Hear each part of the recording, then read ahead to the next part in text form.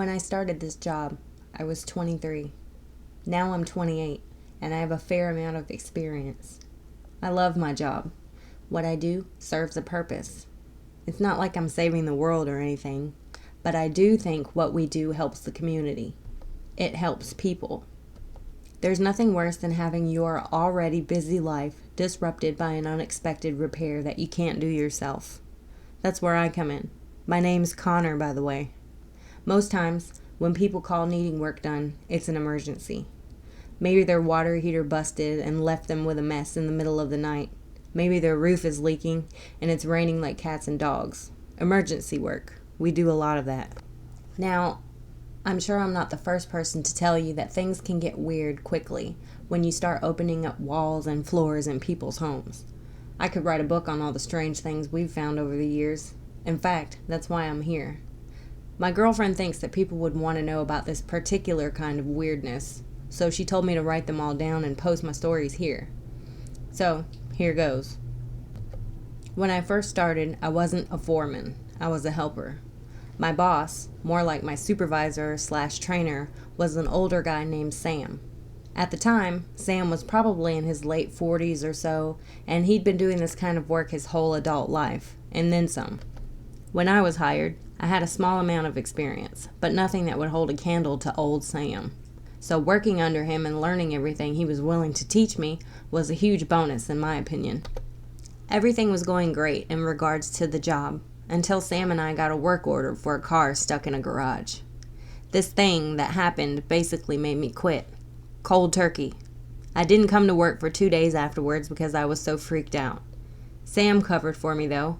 Ultimately, I kept my job. But at the time, I wasn't sure that being a handyman was my calling anymore. This lady named Sally, not her real name, but it'll do, called our office and told the secretary, Maria, that she was in a world of crazy and that she didn't rightly know who the hell to call about the issue she was having. Maria thought it was a prank at first, but the lady was nearly crying and hysterical, so she gave me and Sam the work order, wished us luck, and sent us on our way. Now, all that damn work order said was car stuck in garage. So naturally, Sam and me thought the door was jammed, but that wasn't it. When we got there, Sally answered the door in a business suit. She greeted us, and in the same breath let out a blood-curdling holler for her son to hurry up. She told us she was late for work and getting her son to school, but her car was stuck in the garage. Sam tried to calm her down as we followed her to her garage door, which opened just fine with her remote. And then we saw it. The cement garage floor might as well have been quicksand because every tire of this woman's car was halfway submerged in rock-hard concrete. It was like the concrete turned back into mix for a few minutes, long enough for her car to sink into it a couple of feet, then solidified again like nothing ever happened. It was unnatural, because even if the concrete were freshly poured, which it definitely wasn't, nobody would dig that deep to pour concrete. Sam's eyes were wide as hell. He didn't know what to say, and neither did I. I mean, a car halfway submerged in hard cement is disturbing.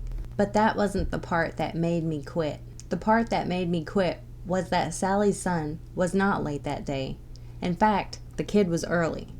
Apparently, he'd gone into the garage and had been standing at the passenger side of the SUV when the garage floor turned to sludge and sucked him under.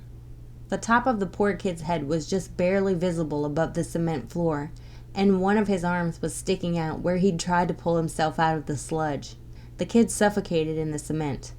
I will never forget the scream that came from Sally when she saw her little boy. They had to use a jackhammer to remove the car and the kid.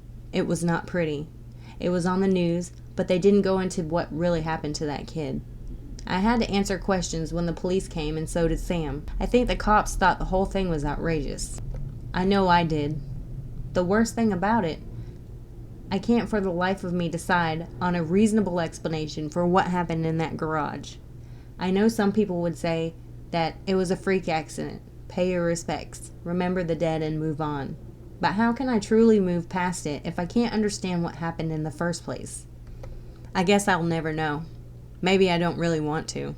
Well, that's all I'm going to post for today. I wonder if other handymen have issues with weird-ass stuff. or if it's just my area.